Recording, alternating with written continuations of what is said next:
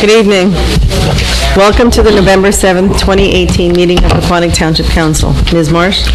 In accordance with the requirements of New Jersey's Open Public Meetings Act, notice of this meeting was included in the annual meeting notice, which was filed in the office of the Township Clerk, posted on the bulletin board in the municipal building, published as a legal notice in the Suburban Trends newspaper, and distributed to all persons requesting notice in accordance with Township policy. Please join me in a pledge of allegiance, followed by a prayer and a moment of thanks for individuals serving our nation. I pledge allegiance to the flag of the United States of America and to the republic for which it stands, one nation, under God, indivisible, with liberty and justice for all. Most gracious Providence, we ask that you bless this governing body with an abundance of wisdom and understanding, so that every deliberation will result in actions which will promote the common good and the general welfare for all the people of Pequannock Township. Amen. The clerk will please call the roll. Mrs. Florence Lynch? Here. Mr. Hurd is absent. Mr. Cole? Here. Mr. Phelan is absent. Mayor Winterfield? Here. We have a quorum. Okay, the next item on the agenda is presentations. It'll be on the long-awaited bike path. So, no longer ado, step up. We can begin. It's Michael Dannemiller, is that right? Yep. Principal Engineer, Denise Chaplick, and Gerald Roschler. Hi, everybody. I'm Gerald Roschler. Do we need the mic or? Transportation Director. Mike. The mic Mike is right on the... Maybe, does that come off of there so he could move it with him? Yeah. If you have to It's flipped, I think. Okay.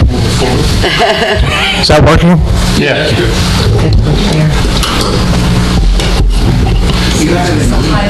I take pleasure. I can just hold it. One of those giant ones, right? They're great. They're almost as good as stuff, too. I don't really need to. Don't let them look at your As you know, we've been planning this path for the past 20 years, and we believe it's now coming to fruition. I remember coming to Pequannock about 20 years ago, and you guys had just received an enhancement grant from USDOT. And we were developing our bike element at the time, bike and pedestrian element to the county master plan. And we said, well, this sounds like a great idea. Why don't we extend it into Riverdale and down into Wayne to the Mountain View Station, giving you access to that station via walking or by bike. That was a long time ago. The trail basically runs down from River Drive, just north of Route 23, down to the Mountain View Station. It's basically a path that runs on top of the rail, and we're hoping to get started sometime next summer, hopefully. But Mike Dannemiller, who's with NV5, is going to run through some of the project's main aspects. Thanks, Jerry.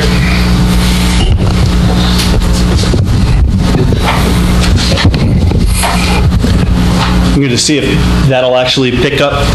And what we've put together, just curious, folks in the room, how many people were at the public information session we had about a month ago over at the Senior Center? Okay, this will be familiar.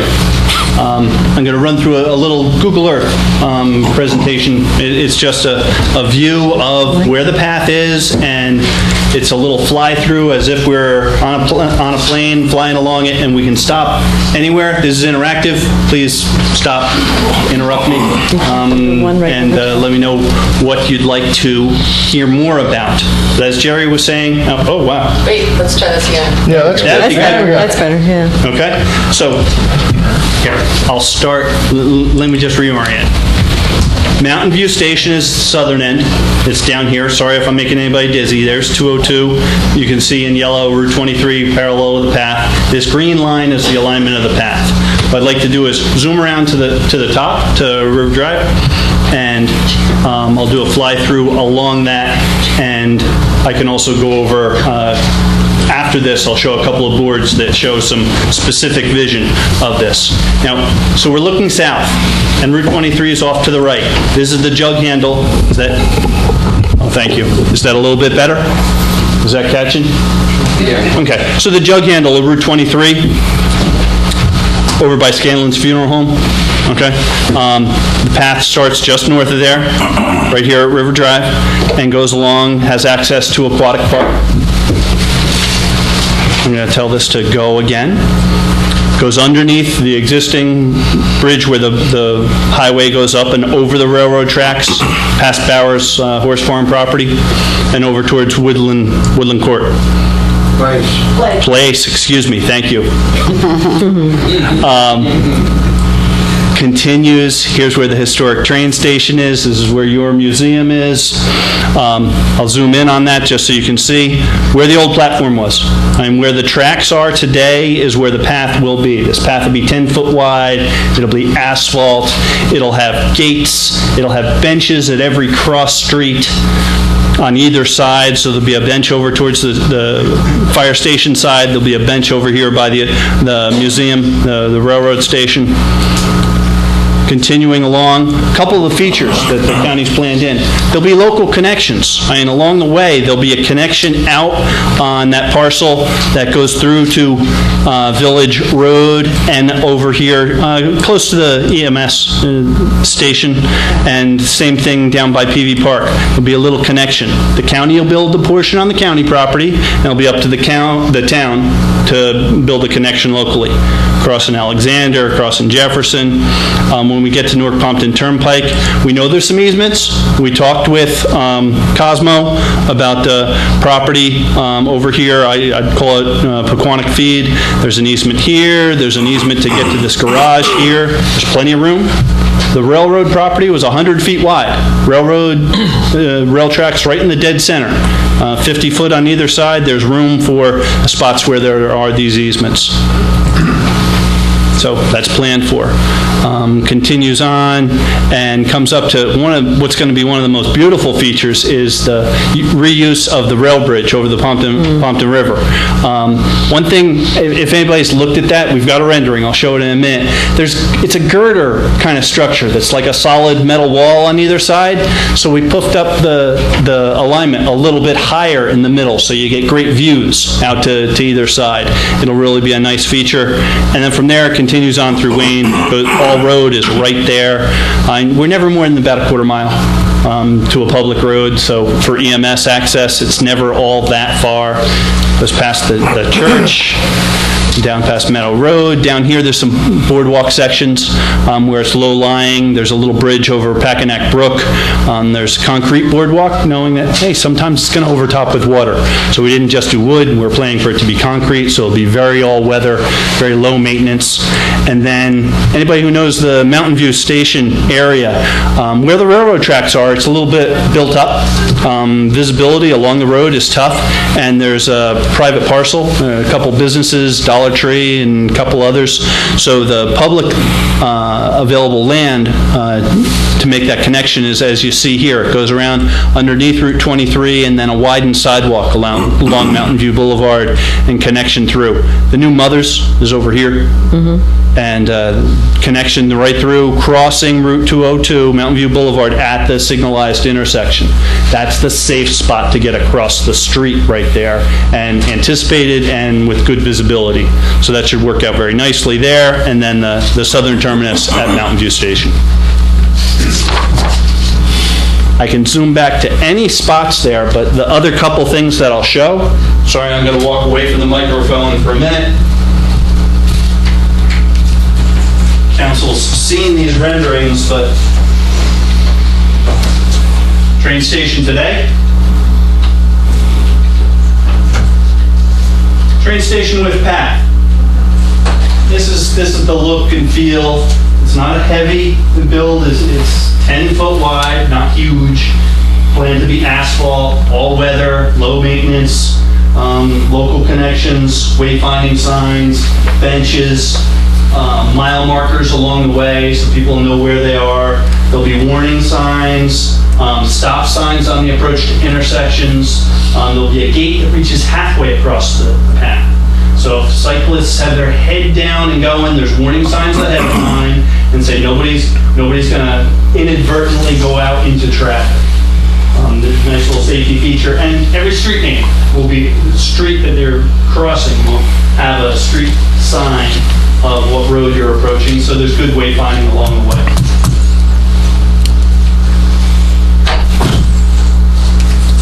Now, this is the bridge over the Pompton River that we're talking about.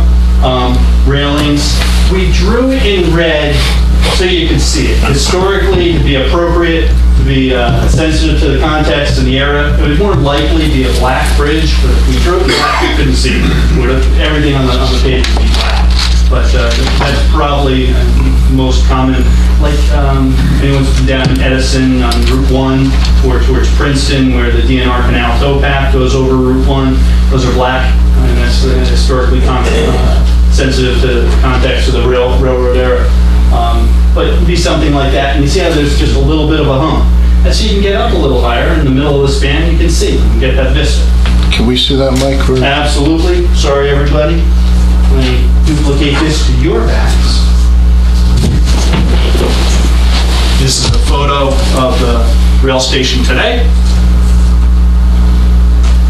Rail station with a 10-foot path, with bench, with historic interpretation. The benches are pushed out. There's a little extra asphalt, so the benches aren't part of the 10-foot wide. It's a little extra room, so that the clear roof base is 10 foot wide. Mile markers, street signs, stop signs. All those are in details. If you'd like to see them, we could go over those at another time.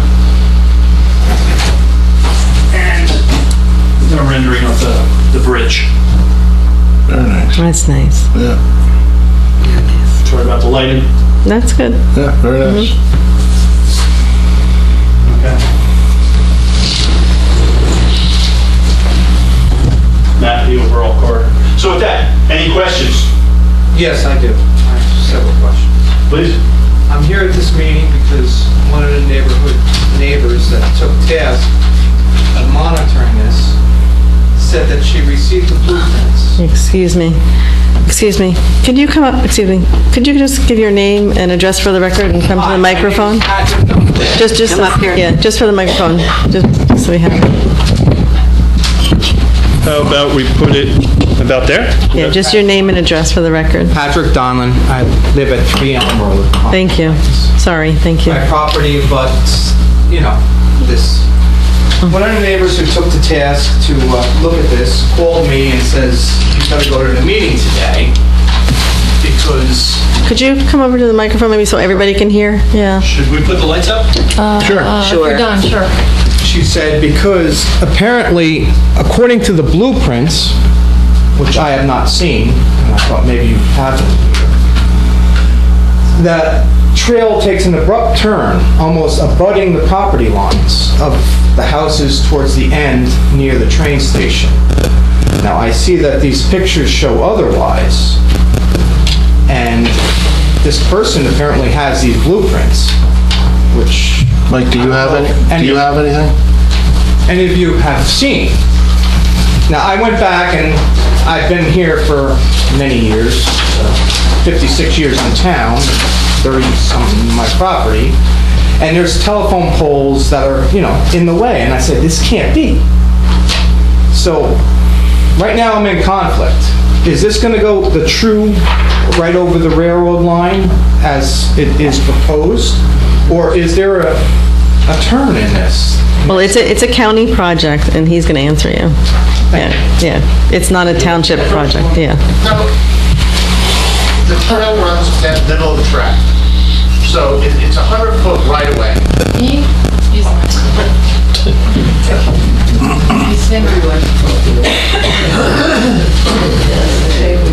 Spin that around.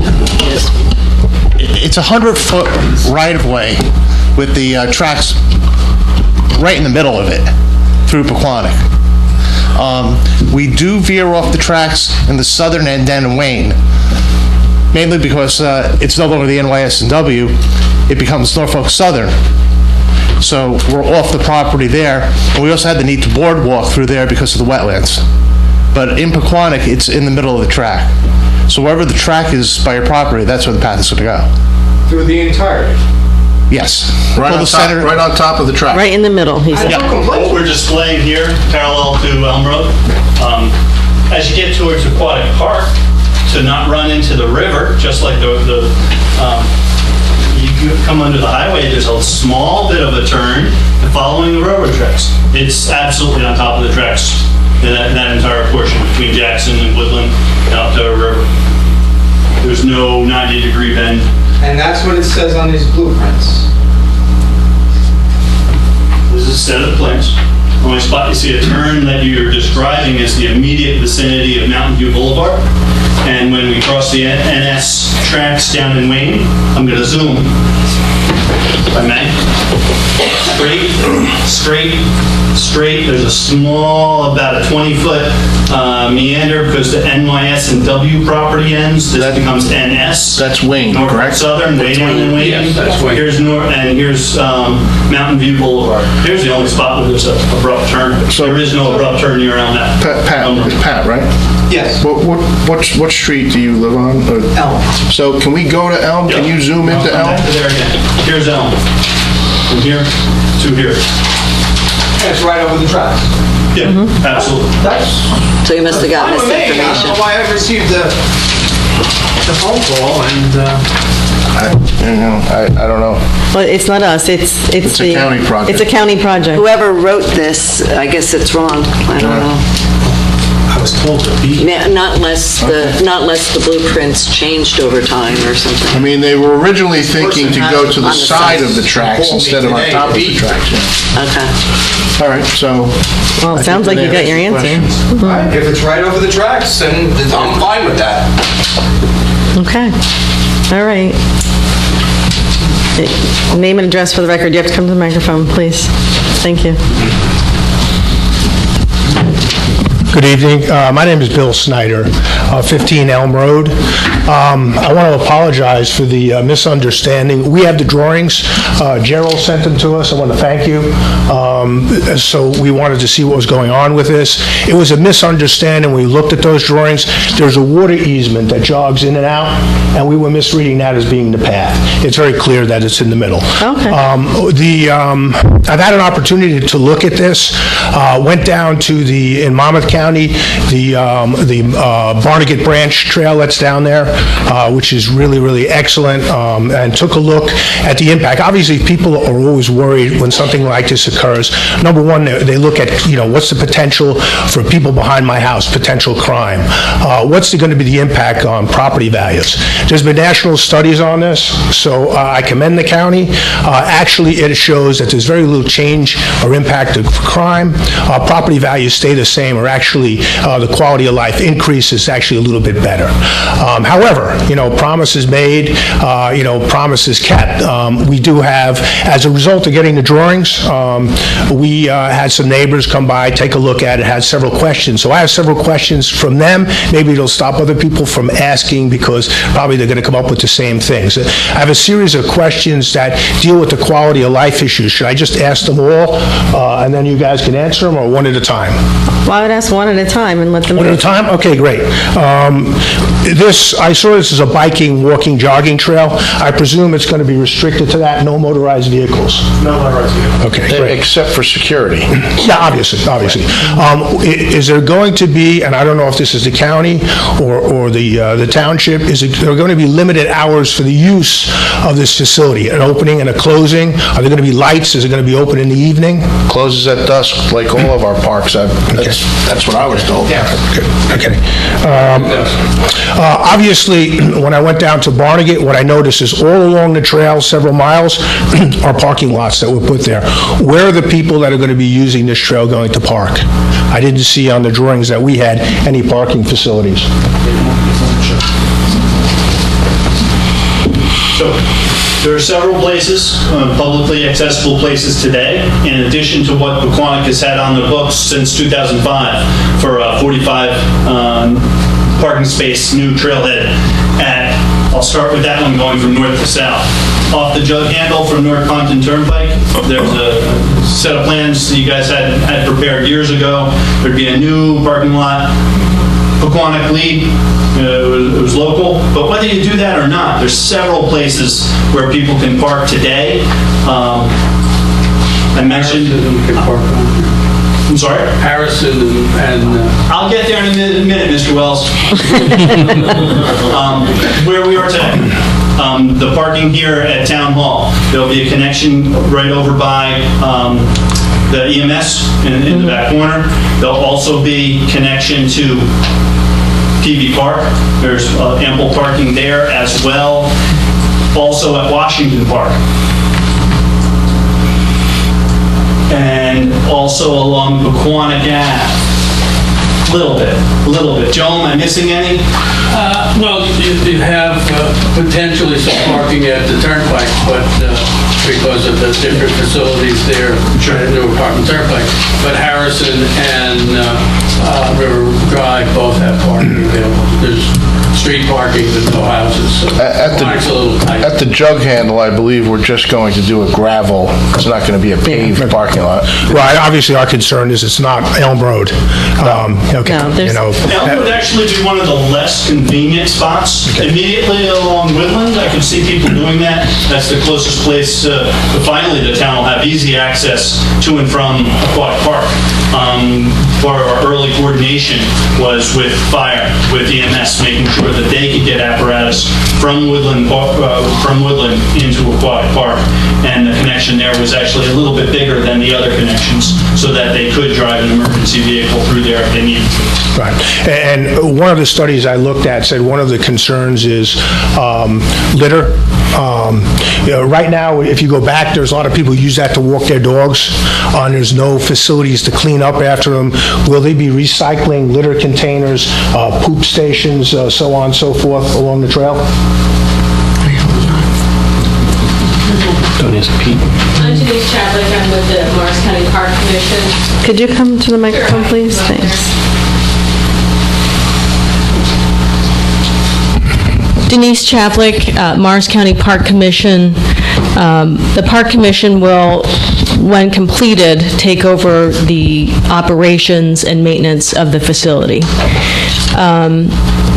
There was a question about operations. It is following all other county parks from sunrise to sunset as the operation.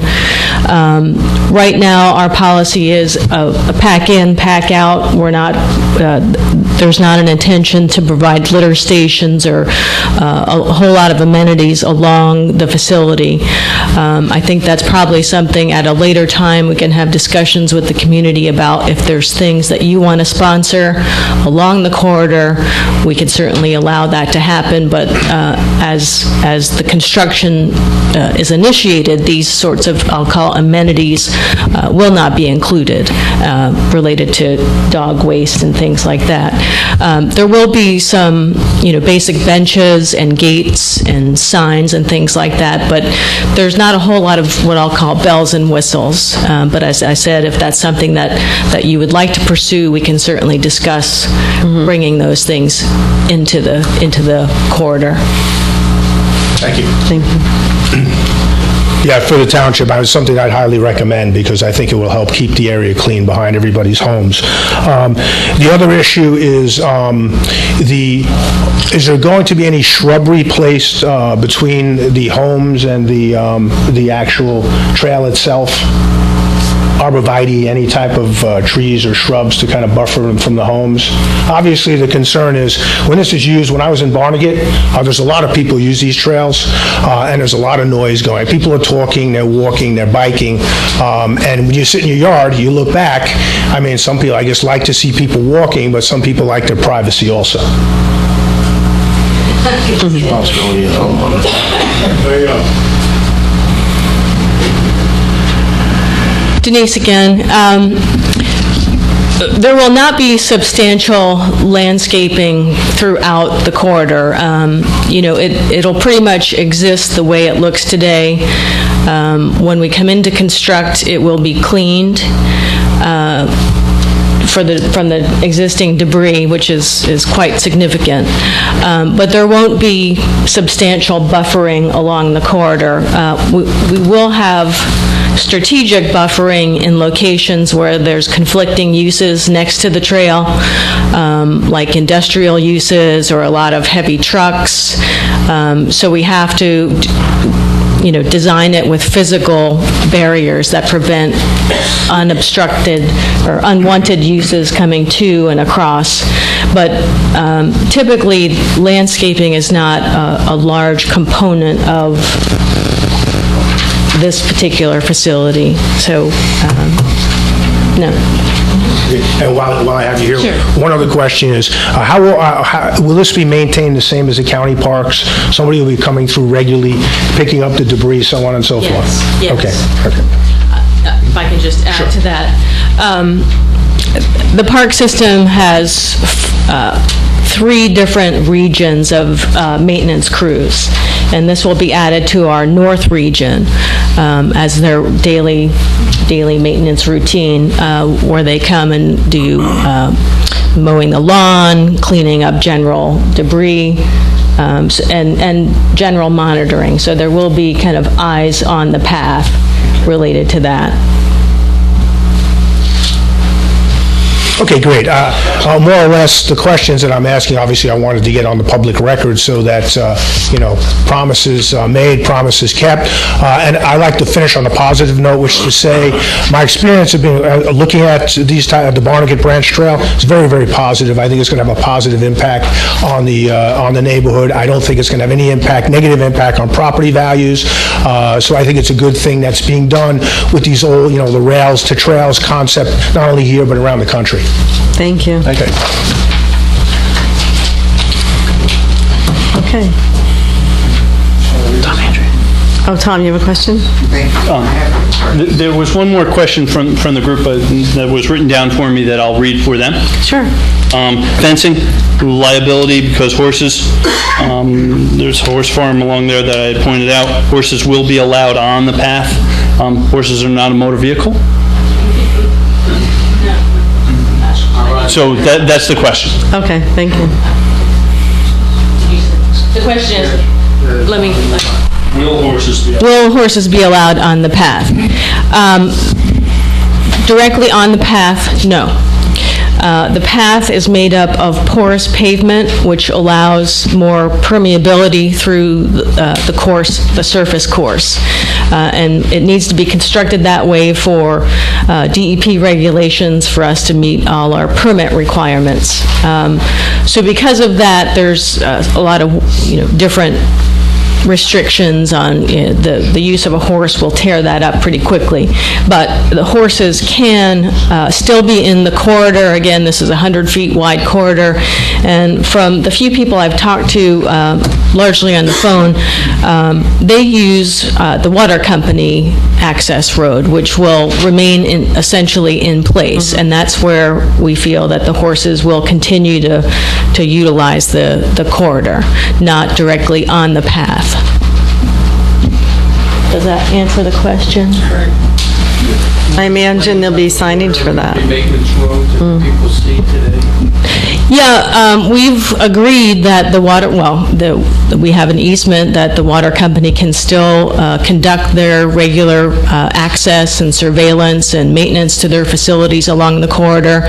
So that throughway that they have today will continue to be there for them, and it will probably be further improved than what it is today for them.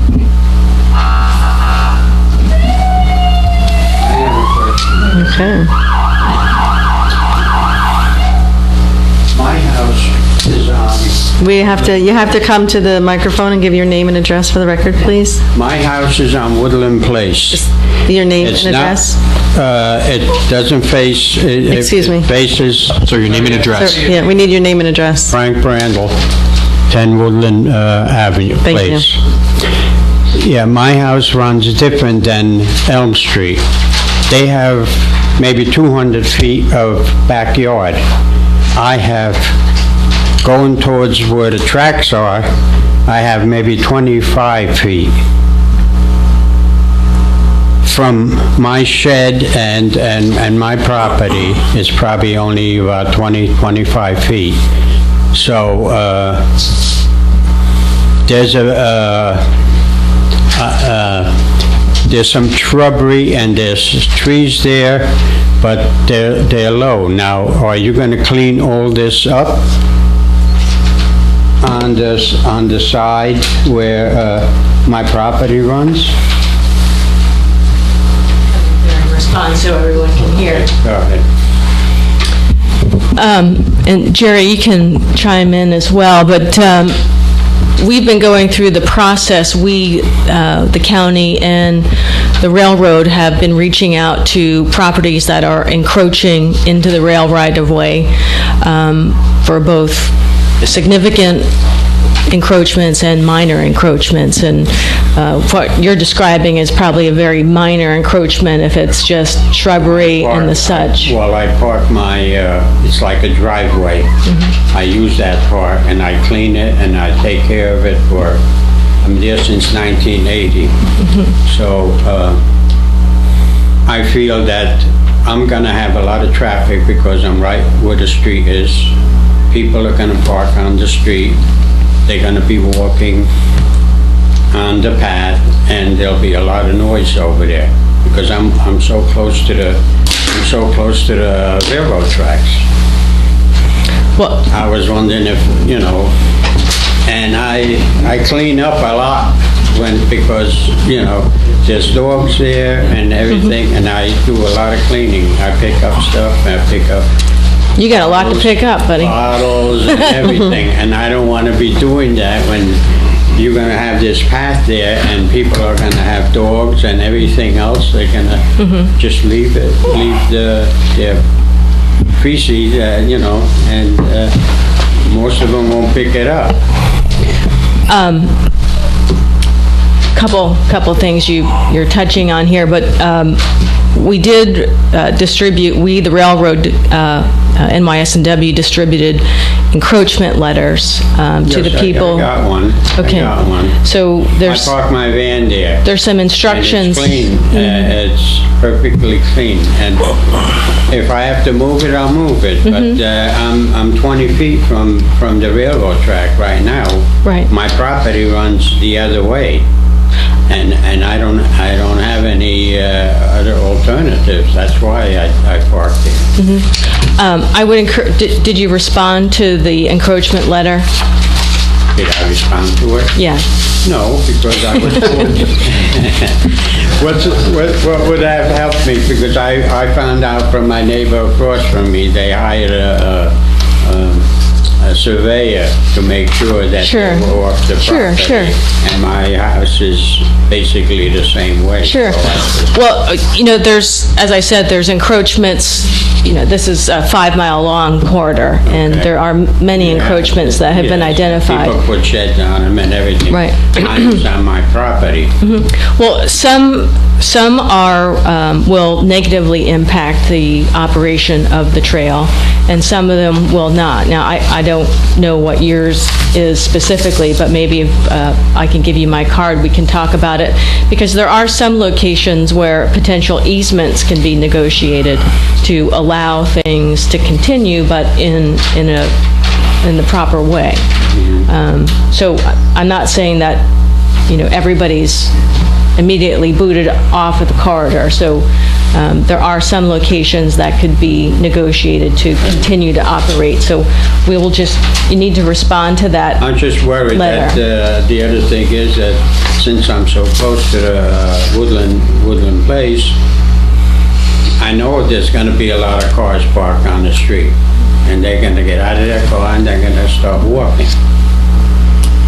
It's a public street. I really can't comment on the activity that goes on to and that from. would enhance my, if I ever want to sell it, would enhance my property. Well, actually, the gentleman before was very correct in the fact that this improves property values, quality of life. It becomes a desirable real estate that people want to be within the direct vicinity of a corridor like it. I know it's... And across from my property, there's this big water water The valves. That's very close to the tracks. How could it be 10 feet? You gotta take some of that property away? No, that is part of the water company's facilities. I highly recommend you respond to that letter, and I can give you my card, and maybe we can talk about your specific site and... Once it's there, it's there. Right, but you got the letter for a reason, so I wouldn't ignore it. Okay. I'll wait for you later on. You have a card. How about we take one or two more questions, then we finish with the presentation, then we can do them at the end. Thank you. I'm a bit at a loss. I've never received any letter or anything, which... You might not have a problem. have an encroachment. That would only be if you have a problem. Yeah. So you might be in good shape. All right. Second thing is, I'm concerned about the crossroads. Like, just coming home today, I crossed Woodland, and the railroad track things are still there, and Woodland going towards Elm. They've been there for years. What's going to happen? What is going to be there? Is there going to be a stop sign there, blinking lights or something? Because there's not too much lighting there, and especially if people are going that way walking, how is that? They're going to close at dusk. You're not going to be walking in the dark. They shouldn't. He did say there's going to be stop signs, and there's going to be a half gate at the intersections warning people that there's a street. Okay, that's fine. I understand that the onus of putting up blockage is now on the homeowner. As a homeowner, I take up exception to that. That's what I heard. If there's a vehicle entry or something... No, I'm talking about bushes or anything like that. She answered that question. Yes, she said it's on the homeowner. She said they're not going to do anything, and it's up to the homeowner to do it themselves. I would wait and see if you really think you have to do it. Next thing is, that trail has been historically used for motorcycle people going for their rides down back. Well, who's going to patrol that? Park police. The county park police. County, not the town. No.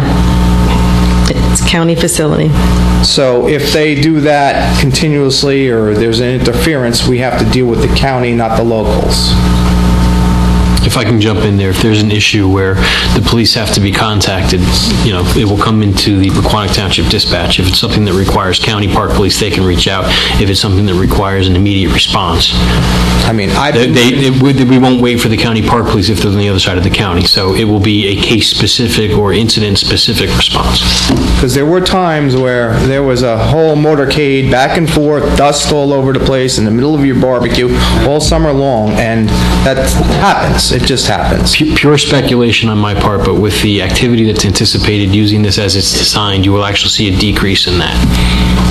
Okay, and as far as I can understand, that there's no plan for lighting right now. No, correct, because it closes at dusk. Thank you. Tom, do you still have your question? We'll do Tom, and then we're going to continue with the presentation, then we'll take questions at the end. Tom Andreas, 6 Elm Road, Pompton Plains. Over in my neighborhood by the train station, there's a little cross. Would you mind zooming in by that area? Is this close enough? There's a train station. Yeah, just a little bit north of the train station. See that end of Cedar, the white line? Yep. Right, there's a cross area that residents go across over to head towards Quick Check. Will we still be able to do that once the bike path is installed? We do it now, so... I don't see why not. Yeah, okay. There's no gate or anything going to be put in there. And also it gives people access if they want to go from the bike path down to the Martin Berry house. Or the, yeah. Okay. And then also on the roadways where the bike path is going to go over, is that going to be striped as a pedestrian crossing?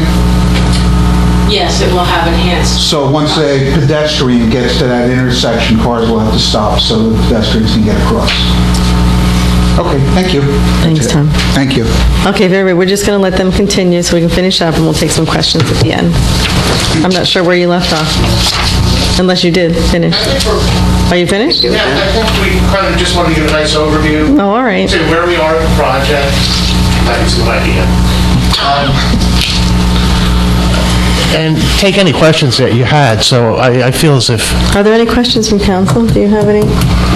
No, I think you answered it before. Some people were asking me about the path itself and what it was going to be made out of. You said like an asphalt, but some people were trying to figure out if it was going to be more like a hard top or whether it was going to be more like gravel and dirt, similar to what and I said, I'm sure you're doing it like all the other bike paths and you have to follow certain rules, so. Right, we had to follow certain DEP regulations to get our permits, and the porous asphalt was the way we went with it. So it'll look like normal asphalt, except it's porous. You won't Yes. really know the difference by the look of it. No, not at all. All right. I have a question down by the Mountain View. And there'll be a lot of people maybe who will park there and want to, leave their bikes and different things. Is there going to be, have you worked out something with them? We're working with NJ Transit to install more bike lockers at this time. Yeah, right, because the people here want to take the train, they want to leave their bikes somewhere. Yes. Okay. There's also quite a bit of public parking in the immediate vicinity. Okay. What I'm pointing out here, there's parking directly right at the station, and there's additional overflow parking if they need even more. So Okay. there's quite a bit of parking at Mountain View. All right.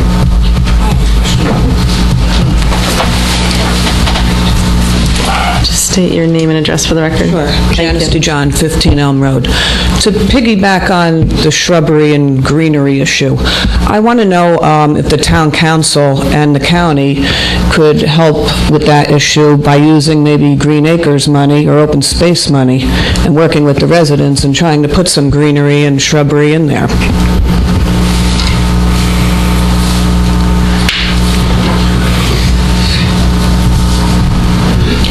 I'm not sure that's an eligible item for open space funds. I would guess that it's not. I would have to look into that. Well, what is on the agenda for tonight is about our master plan update, and there are some words in there about some different, like working with the county on some of the off-ramps and on-ramps and finishing our end of it. And so maybe part of that study and looking into that could be something that we do. Like you said, I think it's almost like you have to wait and see and put the path in and then see where are the issues and where are not the issues. I don't think we're going to know a lot of things until we see it. But we can't guarantee open space funds if it's not. It probably won't be open space funds because that's very regulated. Yeah. I mean, we can look into it. Yeah, and look then, into it. Well, there's grant money and there's different things too. Right, there's different grant monies that you... First, you got to figure out what you want to do before you want to figure out where you get the money. But I'm sure the town will... I've walked this path many, many, many times. And, as we walk on it, you have to remember, from the path to your property is approximately 45 feet. And we're not clearing everything right up to your property line. I mean, that's not our intention. So I think you should, let's just wait and see. It's like, we're not going, well, it's 50 feet, we're tearing everything down up to that point. It's not going to work that way. Okay, thank you. Any other questions before we move on? Go ahead. Simon Hardy, 98 Mountain Avenue. My question was for Mike on the plowing. Sorry. Your question's about plowing, it's not for me. Oh, okay.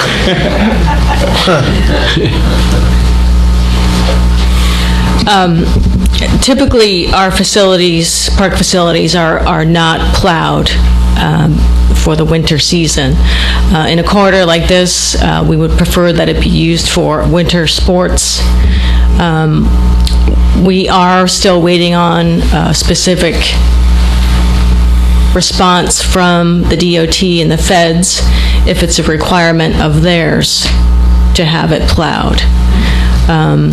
But it's not the Park Commission's preference or policy to plow a corridor like this. You may want to cross-country, like ski on it. Yeah. Correct. Right. Correct. It would be a large maintenance effort to keep a 5-mile corridor clear and open. And for very few people probably in that season. Yeah. Yeah. Good question. I'm not sure the porous asphalt will hold the snowshoe either. Okay. Any other questions? We got to move on. We got a whole meeting ahead of us. No? You want to conclude? You can. I just wanted to, I'm not sure if other people have questions for afterward. I can leave my card. You're more than welcome to call me, email me, or I can talk with you in the hallway right now. I'm certainly open and available to clarify anything further. No, that's great. I'd appreciate your card if you have it. Sure. Okay, well, we really thank you. Go ahead. Thank you for your patience. I appreciate it. Quick Check is not too far from where I live. And through the history of where I live, it's been a congregation point, especially during the summer months, of children, kids, teenagers, to sit behind our fences and have a grand old time. So it might be in the best interest in that little section there to put something, maybe a set of trees or whatever, just to keep people on the path and not going off the path. Give them more or less guidelines to say, hey, this is the path, don't go off the path. In my opinion, this could possibly take a situation and make it worse. I mean, I've been there for a long time and partying, drinking. My kids grew up reading Playboy magazines when they were 7 years old because they used to be back there, you know. This could foster something there, back there. We'll deal with things as they come, if they come. Thank you. All right, anybody, thank you very much for coming. Thank you for answering all of the questions. Yes. Thank you. I'll take one. Thank you. Thank you for being here. Sure. Thanks so much. Sure. Trade you. Thank you.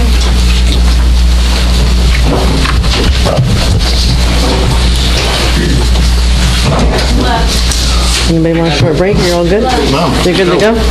Okay. At this time, are there reports or comments from any volunteers serving our community? Joe? No? Nothing? I think we covered it. We've been talking about this a long time. Right, well, now you're here for the... That's right. Okay. We'll move on. The next item on the agenda is public comments. This public comment period will be limited to a total of 30 minutes. An additional period of public comment is reserved later in the meeting. Individuals are requested to limit their questions and comments to 3 minutes. If anyone wishes to address the council, please wait to be recognized to come to the microphone. Provide your name and address for the record. Lou.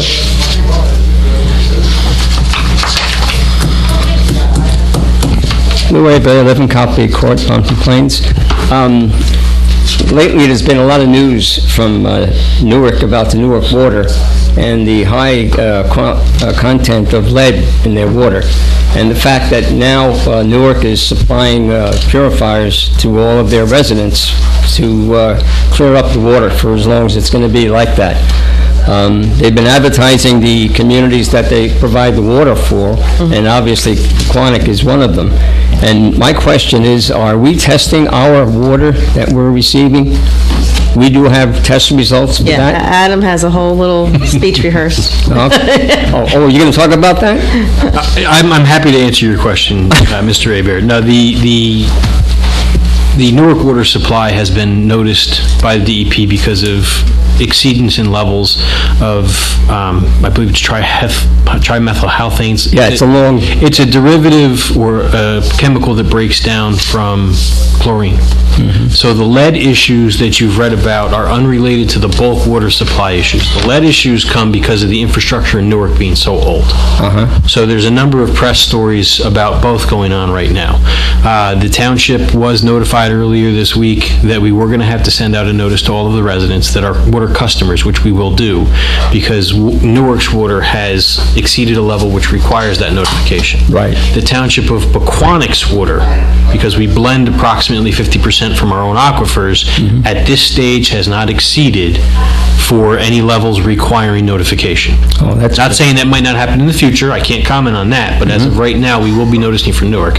So it's not a lead issue currently. It's in the distribution. It's the derivative of the chlorine.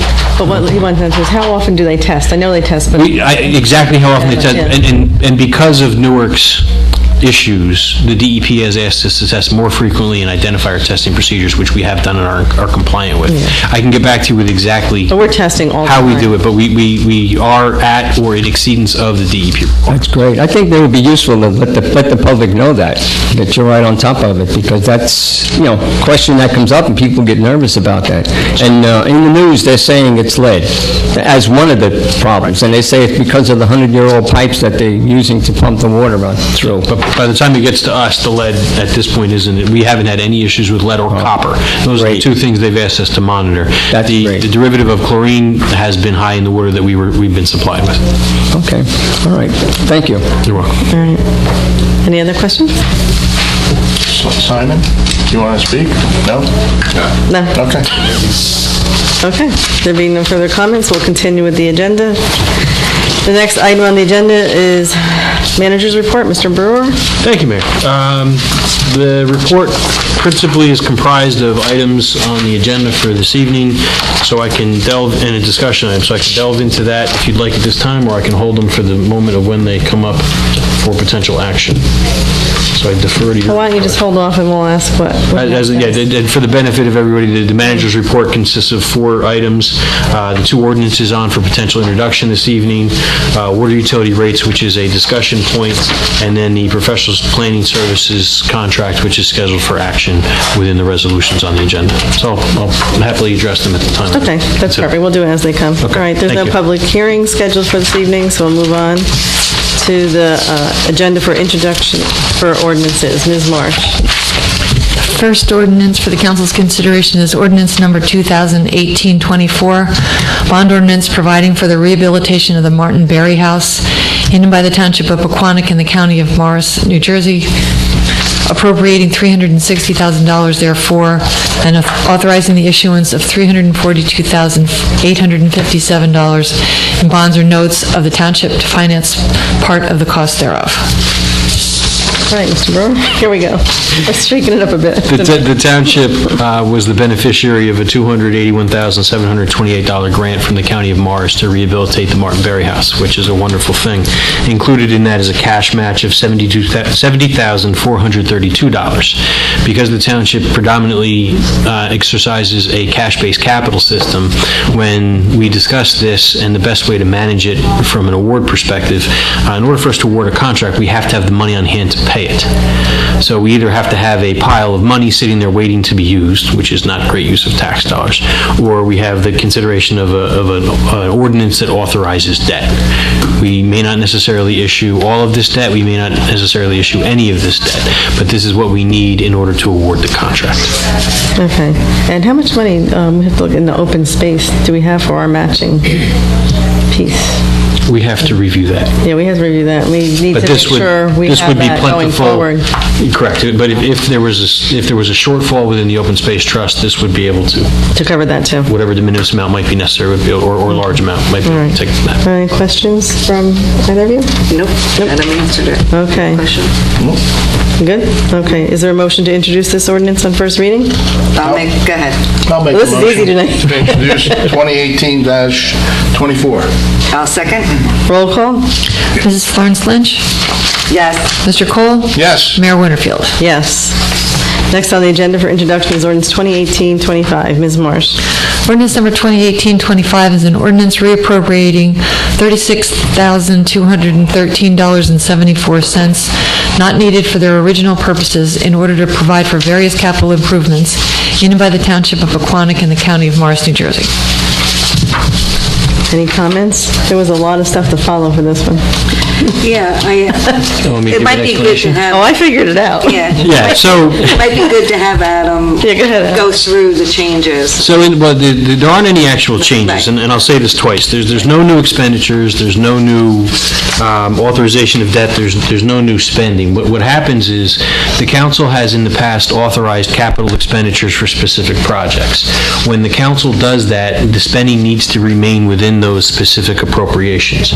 So if there is an over-appropriation, the only way to correct it from an accounting perspective is for the council to take action. So in review of the existing authorizations and appropriations and what was overexpended in the 10 cases that are listed in the ordinance, they can't be corrected administratively or by the finance officer. It requires legislative action by the council. So in essence, existing balances from other projects have been identified to shift around or transfer, if you will, to cover these overages. The largest overage is approximately $17,000, and it was the movement of sidewalk money to resurfacing money. But again, there's no new expenditures. Yeah, this is an accounting exercise just to tidy up some things. So we get a good audit report. Correct. Okay. You connected all the dots, Kat? Give me one second. Yeah, they drove me crazy. All right, is there a motion to introduce ordinance on first reading? I'll make a motion to introduce ordinance 2018-25. I'll second. Roll call. Councilman Cole. Oh, I didn't even know she stepped out. We didn't know she said that. What did I miss? I don't know what happened. I made the motion and Dave. Do we have a motion and a second, is that? Motion by Councilwoman Florence Lynch, second by Councilman Cole. Sorry, it was a public meeting, we can't close the door. I was just trying to pinch hit, you know. Mrs. Florence Lynch? Yes. Mr. Cole? Yes. Mayor Winterfield? Yes. Went out of order, see? That's funny. The next agenda item is resolutions. Ms. Marsh. Beginning with Resolution R 2018-194, authorizing tax office refunds, overpayments, or cancellations. 195, authorizing tax office cancellations for properties purchased by the township. 2018-196, authorizing a professional services agreement between the Township of Pequannock and H2M Associates Incorporated for professional planning services in conjunction with the Township of Pequannock Master Plan and related professional services.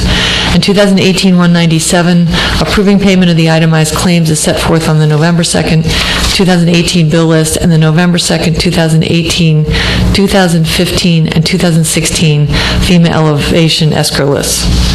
Thank you. Are there any comments on the resolutions from council? No, I just wanted to say I'm glad to see that we're moving forward with the professional services agreement for the planning. For the master plan, and I think it's a long time coming, and I'm glad we're doing it. It was a good exercise, too. Yes. Yeah, both of you sat on the selection committee, and it looked very thorough, so that was really great. I do have one question, because I only got a copy of the proposal this afternoon, For which I apologize. and it was very large to read. Yes. So I didn't read the whole thing. But I do have some questions, because there's some sections in here about historic preservation element for $7,000. And that seems really high, because they talk about things that I don't think will ever be accomplished, because most of our things, they talk about deeming a historic district. I don't think Pequannock will ever get to a historic district, as we should have probably done that 20 years ago if we were going to. Anything that was notable is gone. We talked about that. I talked about that with the Historic Commission when Jones was talking about selling many years ago. And they said, you have to have cooperation from the owners to do historic districts, correct? Correct. Correct. So the chances of us doing that and spending $7,000 for a company to look into that, I don't think will ever happen. I think it would be a waste of money. Now, I do feel that if we could shift that money in the agreement to maybe parks and recreation and open space, because that amount of money I thought was very light, and it talks about building upon the one that was done in 2012. The one that I think was done in 2012 was very superficial, let's say. It wasn't really thorough. And I think that we need to dig deeper into our Parks and Recreation. We had a huge scuttlebutt here about a skate park, and then we talked about a community center. And so for us to spend more money on historic preservation as opposed to open space and parks and recreation just seems ludicrous to me as to what Pequannock needs. And I don't know if any of this was discussed in the committee selection, and I think that this proposal looks really great, and the towns that they've done is awesome. I don't know if with this contract that we have before us tonight, that those shifts are allowed. A couple things, Mayor. One, if the council chooses not to award any one of the menu items, that can be subject to the bottom line dollar amount, and that's fine. The other thing is, as a component of this, through the council's forward thinking, there's an appropriation that somewhat exceeds what this dollar amount includes. One of the things that may be done once we get the process rolling is an expansion to include some water planning, as well as some sewer planning and some other things to update stuff to create one massive document. So there may be an opportunity to expand this to create a one-stop shop. So this isn't necessarily a final decision, but if the druthers of the council are to not award the historic preservation element and consider expanding the open space and parks and recreation element, we can eliminate that from the bottom line and from the award and potentially expand it moving forward. And if a cost overrun was expected, then we could request a scope amendment from the planner and move forward. I think it's a great suggestion, because the 2012 one talked about surveying the community and all that, about a community center, all those things. Those things never happened. You know, but those things probably should happen, and they should be in here, and I would take that additional money and put it towards that, as opposed to, you're never going to have a historic district in this town. It's all gone. We lost it. And being, if you don't mind, I apologize for the interruption, I try to be a tough negotiator. Perhaps they'd be willing to expand it without additional cost. You never know what deals can be struck. Right.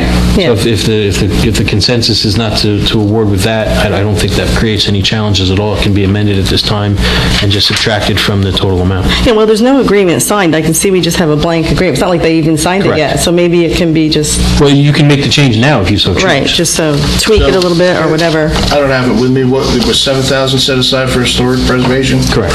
Yeah. How much was set aside for Parks and Rec? 6. So I would take that extra money and put it in there, or maybe just put a note where it could be substituted. You want to take 4 of the 7 and make it 10? And leave 3?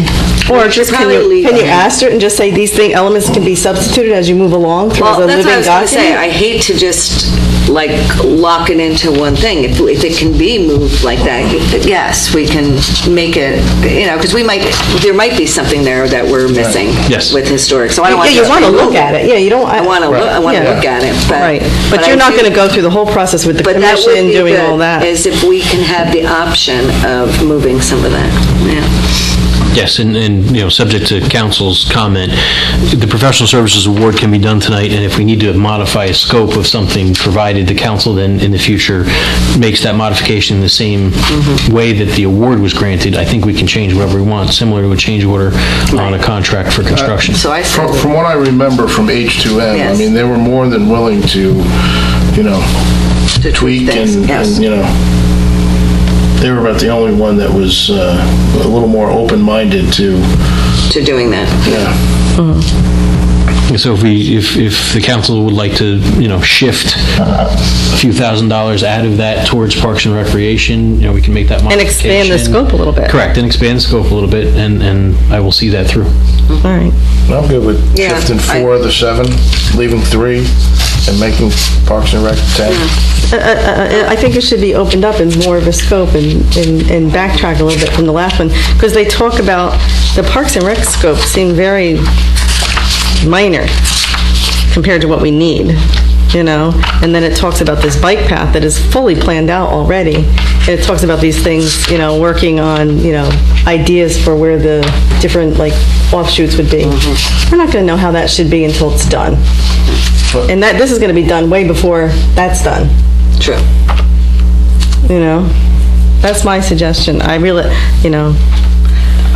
mean, is there for me to vote yes. Is there a reason I need that in there. Is there a reason why we can't just approve it as is with the opportunity, understood. with the understanding that we might be moving some of the money, but I don't want to just arbitrarily move it. The council can pretty much do whatever the council decides to do with this. If you want to make a resolution and almost make it like a condition of approval, like you would at a board level, and say, I do. We'd like to move this, again, it's subject to the vote of the council. Yeah, because what it says here, it says, address the status of the comprehensive historic preservation ordinance to establish a historic preservation commission's composition, structure, powers, and duties, and municipal, we're not going to do all this stuff. They're all gone. They all got destroyed. That should have been 20 years ago. So to me, to vote yes, that needs to be part of the resolution that happens. And then I'm happy with it, because it's an awesome proposal. So to Councilman Cole's comment, I don't know what the consensus is. Do you want to move at this point, change item 8, which is on the list of 1 through 13, and make that a new number? And have a corresponding, general statement about the expansion of open space, parks, and recreation? And I would say as it relates to a community center. Well, that'll also be Community center. That will be the As community within the- facilities element, somewhat more than. Kind of, but it doesn't really say that. Okay. Yeah, but it doesn't. Typically, that's where it's found in the master. Yeah, that talks about a lot of other things. Yeah, I would say, well, what do you say, leave like 3,000, like a placeholder, use the rest of the money over to there. And that way, there's dollars to really look at Parks and Rec appropriately.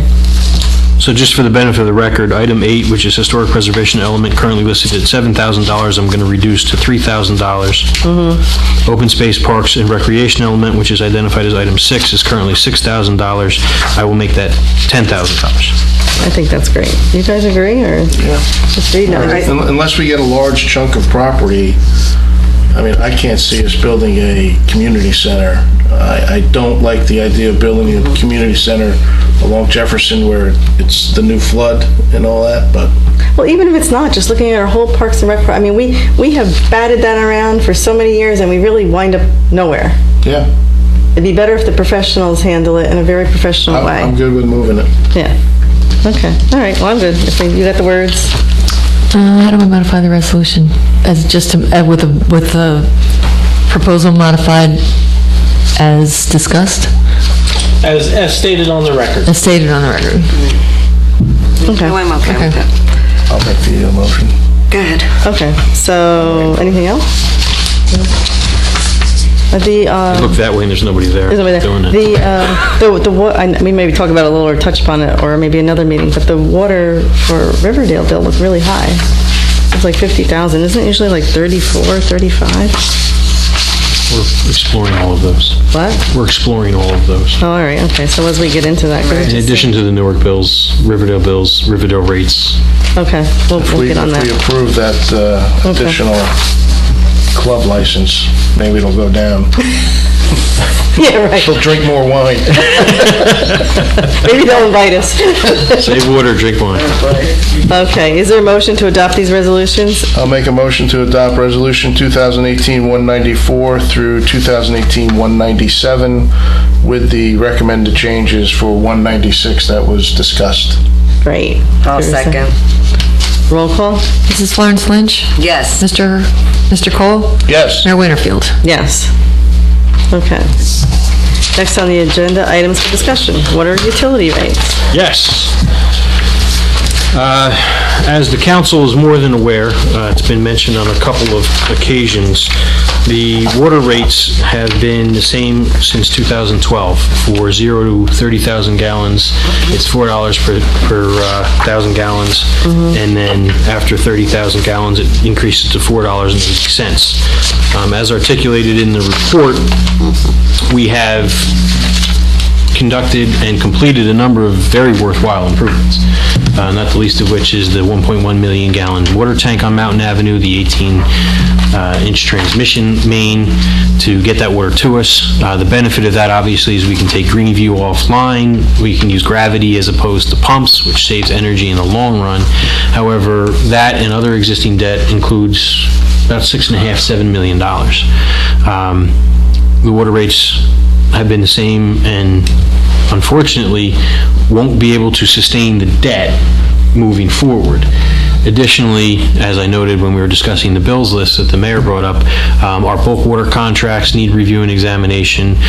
We we wheel about 50% of the water from the city of Newark to the residents, as well as we have an agreement with Riverdale to supply water to Cedar Crest.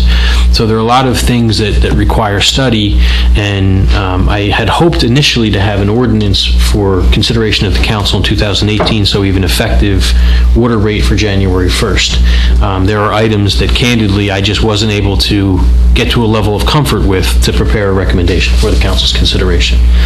The first quarter bills go out in March of 2019 for retro to January 1st, so the item can be addressed in late January, early February without having a deleterious impact on the water utility. Additionally, we need a rate increase in order to strike a budget that will balance, because 2018 and 2017 were both wet years. Good for grass, wonderful for ducks, even better for aquifers, bad for water utility revenue.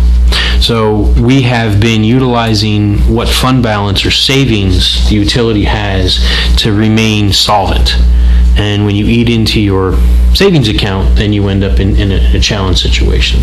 So for all of those reasons, and again, my goal was to have certain things done, and I decided it was more prudent when you're dealing with something that's this important, not to go into it with 80% of the facts, but rather with 100% of the facts. I just wanted to mention it to the council to cover a little bit more detail. Our rate also includes a $5 per quarter meter fee. If you review water rates in neighboring communities and other towns, it's almost like comparing apples to oranges to potatoes, because some towns will have a $7.50 fee, but no set bottom fee. Other towns will have a $3 per 1,000 gallon fees, but a $30 quarterly base pay. Some towns will have a tiered rate that has 0 to 20,000 gallons, 20 to 30, and 30 and beyond. Some have it similar to us. So there are a number of different ways to skin the cat, if you will. If there's any input that the council has at this time, I'm happy to receive it. Ultimately, my goal will be to create a number of scenarios that we can review. I will mention that the finance officer has created a model that we've been using to model all the various impacts.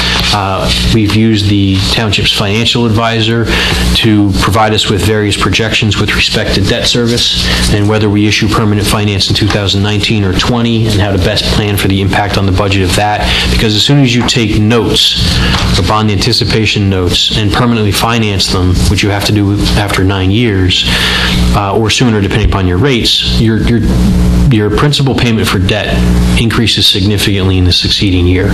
So if you're not prepared for that, and that's not constructed within your rate study, the worst possible thing, in my opinion, can happen where you have a rate increase followed quickly by another rate increase. And that's bad planning.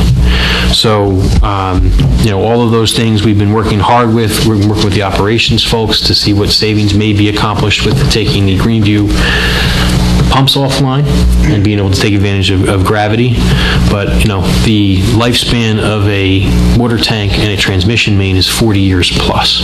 So the return on investment is absolutely there, but it's an investment in the long term of the community. It's not something that we're going to see in the lifespan of the debt issuance, which is probably going to be about 20 years to get the best possible rates. We were told that the lifespan of the water tank, like at Greenview, is 40 years, but a concrete one that we did on the top of Mountain Ave is greater. 100 year. Can be, yeah. Provided you maintain it. You have to go in and you have to check it and maintain it. 40 years is a very conservative, safe. Okay. And when we do this, we're going to have other towns, the surrounding towns are charging for water? So we can compare. I have that information now, but I didn't think it was relevant if we weren't talking about a specific recommendation. Right. In a town I was at previously, I won't name it to protect the guilty, it was $8.34 per 1,000 gallons. We're currently at 4. Well, I think the most important thing is, though, you'll be sending out a notice to the residents about this issue with Newark, right? I don't know what we want to put in there. You don't want to alarm anybody, but people with budgets and stuff need to know to put money aside. It's almost like we have to warn them and let them know that there's an increase coming and we don't know what it is. Typically with the large water users, if it's a substantial increase in 1 year, I have historically sent out letters to them well in advance to give them a heads up.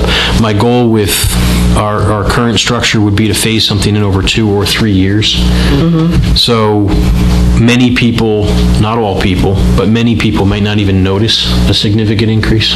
Even though percentage-wise it may seem like a big hit on the rate, based on the bill you get, it may be $10, it may be $15, which is not insignificant. Any money is significant. I hate raising rates, but unfortunately we have to. So some people may not even realize it. Yeah, but the issues with like the planned communities in the Glens where I live, and I see Barbara out there in the audience, is where they pay for the water for the whole community. Correct. And it's budgeted in the maintenance. Right. And that's budgeted a year out. So there's no time to react. And their bill is over, $60,000. So it's not like a water bill that went from $35 to $100. It's significant. So I think that there's big users out there, and there's commercial properties and things. They need to know that this is coming. Yeah, your taxes are stable, but your water bill is going to double. And with respect, it's not going to double. I don't know. It's not going to double, and it certainly wouldn't double in a year. But I don't think it would double anywhere near what we're talking about now. But it will increase, and we do have very, very reasonable and low rates, which is wonderful, and I want to keep them as close to that as possible. But we also have the obligation to make the debt service and maintain the utility as a solvent operation. Well, it's a good environmental impact and water consumption conservation. The seven of you out there, spread the word. It's coming. Don't shoot the messenger, right? It's always fun to do in my 4th month in the township. Hi, how are you? I'm going to raise your rates now. Well, it's okay if your water's great and you can drink it, right? But the water is great and you can drink it. That's what we want. Then why do we have water coolers in town hall? I happily drink the water. Yeah, that always kind of made me I drink the tap water. Yeah. I drank the tap water out of a hose my whole life. Look at us. Yeah, I'm pretty fine. I think I'm okay. Same here. I hear you need a special hose now. It's got to be a white hose to technically drink water out of a hose. Uh-oh. Gets the extra flavor. Yeah, so in summary, if you don't mind, So we won't be talking about this until when? We won't be talking about this until January at the earliest of 2019. It's received a significant amount of review. It's not being taken lightly. Unfortunately, like I said, I don't have a recommendation now, but if there are thoughts or concerns, please comment, reach out, and I'll be happy to include them in the consideration. Well, but it's coming. Yeah, okay, all right. No, it's good to talk about it. We can start giving everybody a heads up. So. Okay, all right. There's no reports and notices. The next item on the agenda is reports and announcements. Ms. Lawrence Lynch? Let's see. I just really had one quick thing I wanted to bring up. I saw in our packages we had letter from Wayne about the fireworks. And I just wondered if there was any complaints recently from our residents and where we are with that, if there's been any more conversations with the management at the castle. Yes, the township received a letter from the mayor of Wayne complaining about the impact of the castle and its operations that include fireworks. I have been in regular conversations with residents of the community as well as Gary Hillen in the operations section of the castle. The most recent fireworks display did include the requested no fireworks with report and no salutes. So it was cakes and smaller shells. Unfortunately, the experience of the residents, and this was verified by municipal staff, was it basically sounded the same. The facility in Central Jersey that we were learning from in the municipality requires those fireworks, and they found it to be a better impact on the community. It wasn't as loud. They don't have a lake that surrounds the facility. So the theory, and this is just a theory, is that because of the presence of the lake, the acoustics are such that it just bounces it out and spreads it like crazy. So unfortunately, the feedback I got from the residents who were kind enough to share it with me was it sounded exactly like the other fireworks. I think we're going to need to set a time that they're going to be allowed. My recommendation would be Sunday through Thursday, one time you're allowed to shoot the fireworks off between these hours, and then on Friday and Saturday you're allowed to do, shoot the fireworks off at a different. We can't have fireworks going off at 9 o'clock on a Sunday night or Monday night, Tuesday night, Wednesday night, Thursday night. I really don't think they should be going off that late either on maybe 8 to 9 on Saturday and Sunday. Yeah, as Maybe previously 7 to 8 during the week. As previously reported, I've been discussing this with Mr. Oostdike and doing a lot of research on it. The council absolutely has the power to legislate when, how, if this can be undertaken. So if, an ordinance would like to be explored or further direction from the council, I'm happy to do that with council. I think there should be hours. I don't want to tie their hands right now and say no. Let's try coming up with a time frame that they're allowed to do it, Sunday through Thursday, and then Friday and Saturday, and let's see if that works any better. And it's hard because, you got the summertime is different than now and sometimes, but, I mean, when's the last time you had a conversation with them? Monday? No, do they have any suggestions? They voluntarily, complied, and when we made that request, and that was my earnest hope was it would have the same effect that it did in the other community, but unfortunately it didn't. Yeah, Lake is different. Yeah, so it's just different situation. So, I can have a conversation to see if there can be, voluntary compliance prior to legislative action, if you'd like me to do that, if we'd like to proceed with the preparation of an ordinance, whatever the council. I would ask them first. Yeah, I would ask them. I want them to understand that, it wasn't any better and the noise was loud. They're aware, they were there, they know. We need to possibly set some So the people know when to guidelines. expect it, too. Sure. You know when to expect it. If it's going to be at 8 and I want to put my kids to bed at 8:30, or I'll adjust my life a little bit for them if they'll work with us. And Yeah, we're there is 100% one- sure that the fireworks that they did light off the last time were the gentler and quieter. The, Mr. Westdyke, the fire official, was kind enough to inspect them as well as take a field trip down to the other facility to see what they do and has been actively engaged. So as a component of that, yes. So if there are hours that you'd like me to request, if we want to have, Sunday through Thursday, no later than 9 o'clock, 9:30, do we want to do Friday and Saturday, no later than 9 o'clock, whatever we think is the best. I'm happy to relay a request and see if we can have something, an agreement You made. got to draft something up. I think 8 o'clock Sunday through Thursday. I think 8:30 the latest. I mean, Especially now, it gets dark so early that... See, it's hard to do a time, because then when you get to summer, it's going to be different, so you got to... And I think that's the challenge. The next scheduled event for the benefit of the public is December 8th. It's anticipated to be around 8:20, which was the time the most recent fireworks December were shot. 8th, and that's a what? I think that's a Saturday, if my recollection is accurate. Maybe you could just say so many hours after dusk, as opposed to a time or something. The problem is then on a weekday, you end up with fireworks, because Oh, no, weekday. I got the one- most calls over the summer when they launched them at 9:50 on a Wednesday. Well, so I say, of the weekday, it's like 2 hours after dusk, or 1 hour after dusk, whatever it is, and then the other ones, it's, I wouldn't go dusk. I No, say after dusk, we I'm set saying. Because Because you can't say time, because then you got to have with all the daylight saving times and stuff. Here's the time. Deal with it. If you can't see it, okay, then don't sell it. As an attraction. Yeah. You'll have to draft something and float it to everybody, because we have 2 people missing already. Okay, I'll prepare some variations to discuss at the next council. That's a good idea. Schedule for discussion. And you can let them know that we're starting to talk about it.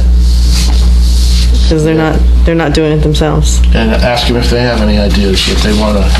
Right, if they want to suggest anything. Will do. Okay. Thank you. The other thing I wanted to ask, I had in my notebook here, is there a TVSA tour this Saturday? No, it's in December. Oh, they moved it. Yeah, I had it down for... All right, they must have moved it. Initially, I thought We it was did, we November moved it. 10th. Okay. Do you have the date? Is it, you have the date? Is it December? December 1st, I believe, that's a Saturday. And what time is that, Tom? It was at 1 o'clock prior. Yeah, I don't remember. And the reason I asked...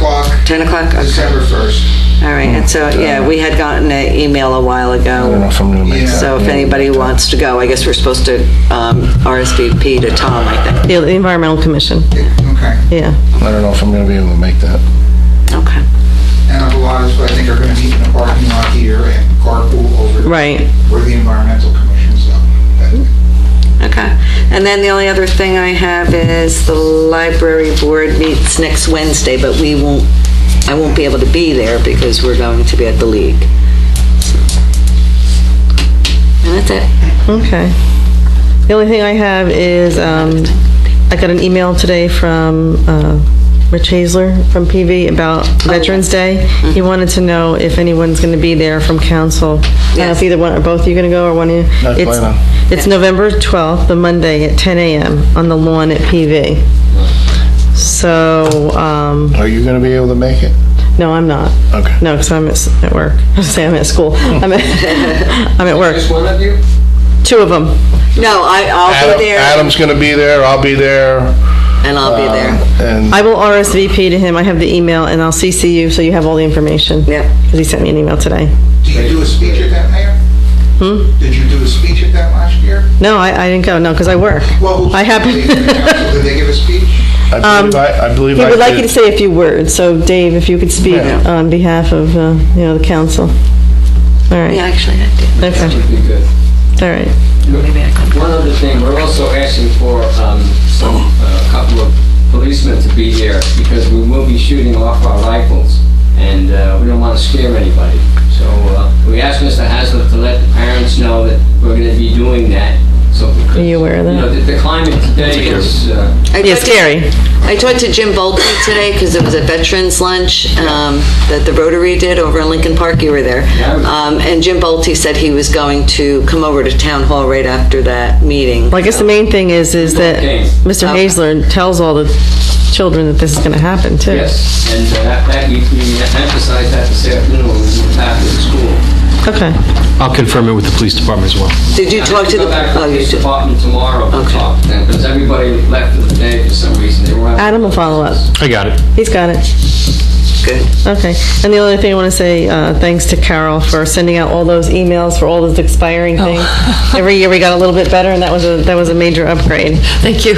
So thank you for doing that work. I know that's not easy. And when you're done, I want to go back on one more thing. Go ahead. Speaking about the expiring And terms. don't, you skipped over me. No. Did I ask I'm you? going back. Oh, did I do? All Oh, right. yeah, you did skip because normally you go last. No, I asked him, and he said, no, I don't have anything. Go ahead. All right. I just want to, congratulate the First Aid Squad, both fire departments and the Ladies Auxiliary for a fantastic fundraiser for Chief Spring this past Saturday night.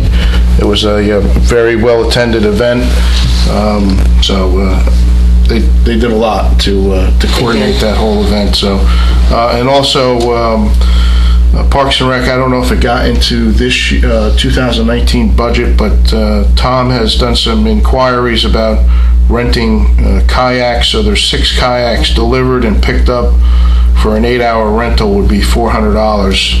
And I made that suggestion that we try a rental before because Tom would like us to purchase kayaks. And I just thought that maybe we see what the interest is before we actually spend the money on buying kayaks. So I'm not sure if that made it into Barbara and Pete's budget, but I just thought I'd mention it tonight. And that's it. Sorry. No. What I wanted to go back Yeah, go ahead. on was that I know Carol had sent out the appointments with the terms that are expiring. There was a conversation we had about the Senior Advisory Committee. Is this the time to bring that up? Sure. So, because of some changes that we tried or that we made over the last year or so, Carol held off sending the Senior Advisory Committee expirations because she wasn't sure what the council wanted to do with the Senior Advisory Committee. I have, if you remember, it used to meet the first week, I think on a Tuesday or Wednesday in the morning after the seniors' disc meeting, and we thought we'd try a night meeting, and we brought some other people on that committee. This was probably about 2 years ago, and I guess it was when Ryan had taken it over last year. But then Peter, I think we had put Peter in charge of it, and they were just meeting like maybe twice a year or something. So point being is we tried something else. I went to the last couple of DISC meetings because the seniors called me and asked me to go. They feel like they will be losing their voice. They do not want the Senior Advisory Group to go away. If anything, we should probably bring it back to a day meeting. They said they're not opposed to a night meeting, but of course it's easier. Is there anybody willing to chair it? And we could get people to chair it. We just need to know that we're going to continue it, and we can send out the letters for the expiring terms, see if more people... According to what Ryan said, I didn't think anybody was coming to the meeting. Because they weren't holding the meeting. Maybe we can advertise it on the board and try to get some new interest. We can get new interest. It got confusing. What happened was they weren't, only the DISC group was meeting, not the Senior Advisory Committee And the meeting. DISC group is not part of our... No, but about half of them, or more than half of them, are on both. Well, if they don't want to, I mean, you can solicit people from Pearl, from Cedar Crest. We got to somehow solicit people. You got that Pumped in Life magazine, different things, and say we're trying to reinvent it or whatever. Are you interested? Blah blah blah blah. I just want to make sure the council was okay with that. If we tried to, I think they should have a voice, but they have to volunteer. Go back to the daytime meeting then. Yeah, that's what I'm saying. I want to go back to the daytime meeting, and I think those letters should go out, and we should go back to the. And you should solicit for new. Yes, we'll solicit for new and go back to the original day, which I believe was, I don't know if it was the first Wednesday or Thursday. Well, I guess you're going to take that on. We can talk about that, but possibly. If it's going to be during the day, there's, I'd be glad to. I can't commit That's fine. during the day. That's fine. Can you just look up when they used to meet? I can look. Well, the people who you get, the new people, they can decide when they meet. Right, true. Every committee can decide when they meet, what works for them. Yeah, true. All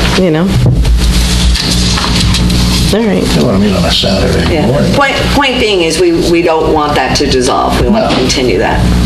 Senior Advisory Committee. So I would send them out, I guess. Send them out and let them know that it'll be meeting at 10:30, just so they know. Well, no. I wouldn't talk about the meeting yet. I would just say, do you want to do it? Send out the expiring terms and say... Okay, just the way I did all the others? Yes, and then I'll talk to them. Okay. And feel free to share I've been with going friends. to the day meeting.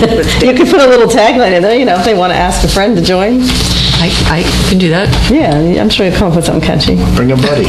Bring a buddy, yeah, there you go. Okay. I think they were meeting on Thursday mornings. I can look it up. I wouldn't worry about the day, so I was worried about getting people. Let them make the day. Okay. We good? Okay. Next on the agenda is public comment. If anyone wishes to address the council, please wait to be recognized. Come to the microphone. Provide your name and address for the record. Joe. You had your say, Tom. Joe Wells, 5 Washington Street. Just a question and a comment, both for Adam. On the fireworks thing, I noticed technology where you can computerize the sounds, music, and other sounds with the explosion of the fireworks, the pyrotechnic stuff. I'm just wondering if they could explore that as a way to, it's making something loud on the ground versus something that's 200 feet up in the air. It doesn't travel as far, and it might be a thought, that's all. I'm happy to share it. Yeah, I don't have the technology myself, but I've heard of that. No, I've seen it. I've participated in shows that have it. It may be more of an addition of noise than a subtraction, so. All right, yeah. It's something to it's something to consider. All right. The other is a question about the water. When we share Newark water, we're mixing it at the town, and the second part of the question is what specific reservoir or area does the water come from, and does it come consistently from the same source? The blending facility on West Parkway is where the water comes in from Newark and gets blended, which will now be air conditioned based upon an authorization of the council earlier, which helps keep the breakdown of chlorine to a minimum, at our level anyway. As far as the exact source of where we're getting it from Newark, I don't know off the top of my head. I don't know if we have that information, but I know I certainly don't have it right now. Yeah, I would like to know that based on if it's being piped from, apropos the lead issue, if the lead issue is pipes in Newark, is it transported through any of that piping, or is it coming from one of their reservoirs to our north? My understanding, again, to reiterate what I said to Mr. Aber earlier, is we have, through our testing, we do not have any issues with lead or copper. There's significant lead infrastructure in the city of Newark, because obviously it was developed a long, long time ago. In West Caldwell, our stuff was much earlier, 40s, 50s, 60s.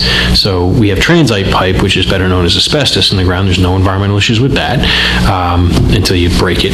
But as far as water transmission, it's fine. Yep. So the water coming in, there are no issues with lead. But I'd be happy to ask and get back to you with... Yeah, it's just much curiosity as to where it's coming from as anything else.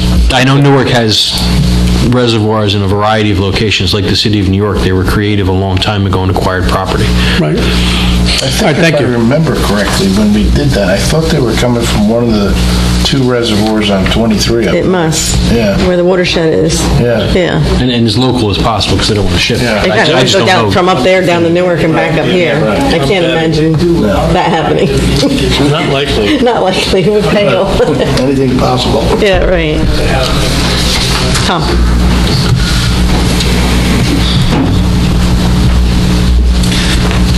Thank you, Mayor. Tom Andrea, 6 Elm Road, Pompton Plains. This is one thing the manager hit on, and you mentioned too, but with being conservative with our water.